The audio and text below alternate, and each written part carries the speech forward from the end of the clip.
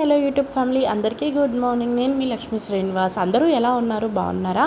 ఇదైతే నిన్న సాయంత్రం మేము పార్క్కి అయితే వెళ్తున్నామని చెప్పాను కదా, అప్పటి వీడియో అనమాట. ఈరోజు ఎందుకో లాంగ్ వీడియో లాగా షూట్ చేయాలనిపించింది. ఎందుకు అని అంటే మా వాడు కొంచెం పెద్ద అయిన తర్వాత అయినా చూసుకుంటాడు, ఒక మంచి మెమరీలా ఉంటుంది అని చెప్పేసి షూట్ చేశానమాట. యాక్చువల్లీ మనకి ఏదైనా సరే అక్కడికి వెళ్ళి చూసిన దానికన్నా వీడియోలో చూసింది చాలా మంచిగా కనిపిస్తుంది కదా. నేను అక్కడికి వెళ్ళినప్పుడు పార్క్ నార్మల్గా అంటే బాగుంటుంది చూస్తానికి పీస్ఫుల్గా, బట్ చుట్టూ ఉండే అరుపులు వాటన్నిటి వల్ల, లేకపోతే నేనేంటంటే కొంచెం షై టైప్ అనమాట. ఇప్పుడు ఏదో వీడియో అవి స్టార్ట్ చేసిన దగ్గర నుంచి కొంచెం బయటకు వెళ్ళినప్పుడు వీడియో అవి తీస్తున్నాను, కానీ లేకపోతే మన దారి ఏంది, వెళ్తాం వాకింగ్ చేసుకోవడం, తలకాయ ఉంచుకోవడం, అంతే వచ్చేసేయడం అనమాట. అటు ఇటు కూడా చూడను. ఇప్పుడు వీడియోలో చూస్తుంటే అసలు ఎంత బాగుందో చూస్తానికి పార్క్. అదంతా అంటే ఉంటుంది కదా, టూర్స్కి అటు ఇటు వెళ్ళినప్పుడు అక్కడ ప్లేసెస్ చూపిస్తారు కదా వీడియోస్లో, అక్కడ అవి చూడగానే ఎంత బాగున్నాయి, ఒకసారన్నా వెళ్ళాలనిపించింది.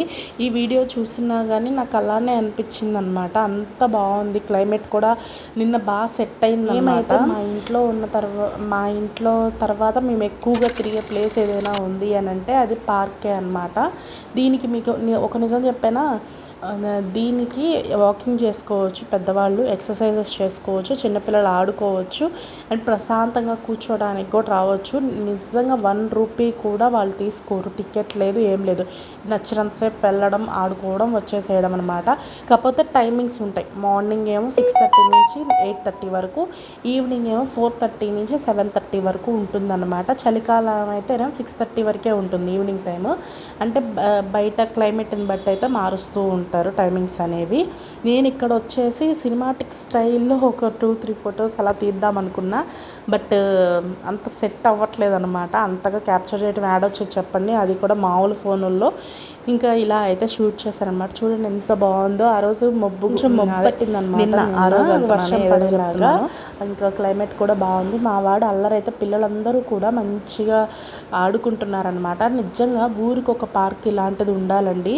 ఎందుకంటే పిల్లలు కలిసి ఎంగేజ్ అవుతారనమాట. ఒకళ్ళు కమ్యూనికేషన్ స్కిల్స్ కూడా పెరుగుతాయి, మాట్లాడుకుంటూ ఉంటారు కదా. ఇంకా మా వాడైతే అన్నీ నేర్చుకుంటూ ఉన్నాడు. జారుడు బల్ల ఎక్కడం, అవన్నీ ఆటలన్నీ నేర్చుకున్నాడు అనమాట. ఇంకా అలా ఆడేటప్పుడే పిల్లలు ఒకే దగ్గర ఉంటారు కదా, ఒకరితో ఒకరు మాట్లాడుకుంటున్నారు.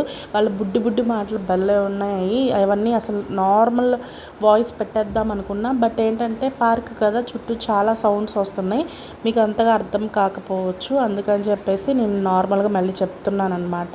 ఇక్కడి నుంచి మ్యూజిక్ యాడ్ చేస్తాను చూడండి, మధ్యలో మాట్లాడుతూ ఉంటాను, చూస్తూ ఉండండి.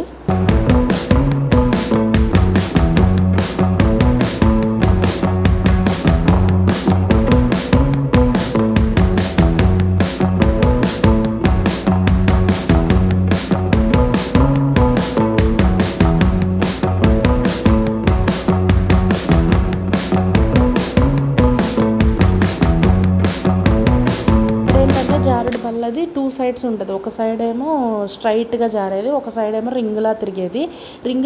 అంత ఫోర్సుబుల్గా జారరు కదా అని చెప్పేసి మా కన్నయ్య నట్టు రమ్మంటే వాడేమో ఇటు వచ్చేసేస్తున్నాడు. ఇంక మేము కాసేపు ఇటు తిరుగుతూ ఉన్నామన్నమాట.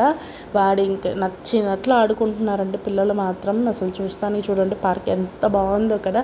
ఫుల్ ఆఫ్ గ్రీనరీ ఉంటే నాకు చాలా నచ్చుతుంది.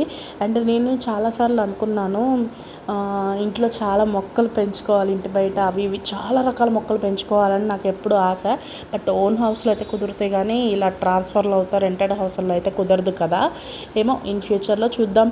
ఇంకా పార్క్కి వెళ్ళడం వల్ల ఇలా పిల్లలు ఆడుకోవడం ఒకటే కాకుండా ఇంకో 2 బెనిఫిట్స్ ఉన్నాయి తెలుసా మీకు.